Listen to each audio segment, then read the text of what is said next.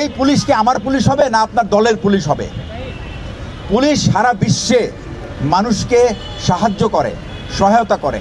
এই একমাত্র দেশ যেখানে পুলিশ মানুষের উপর পুলিশ অত্যাচার করে। তো উনি বলেছেন, ওনার বক্তব্য হলো, আমি মানুষের সমস্যাকে পুঁজি করে আমার রাজনীতি করতে চাই না, আমি মানুষের সমস্যার সমাধান করে রাজনীতি করতে চাই।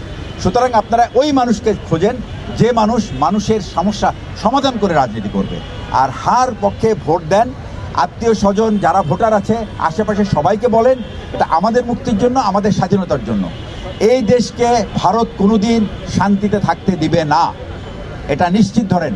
ভারত আমাদের বন্ধু নয়, কিন্তু আমরা ডিক্লেয়ার করতে চাই না যে ভারত আমাদের শত্রু, যদি না তারা সেরকম ব্যবহার করে।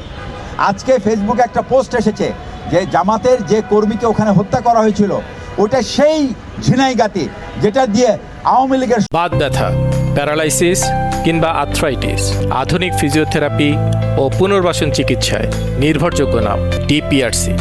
সমস্ত সন্ত্রাসী এমপি, মন্ত্রী, আমলা, বিচারক, ইমাম সবাই ওই দিক দিয়ে পালায় গেছে। ইভেন হাদির হত্যাকারীও ওখান দিয়ে পালিয়ে গেছে। ওই সমস্ত রাজনৈতিক নেতারা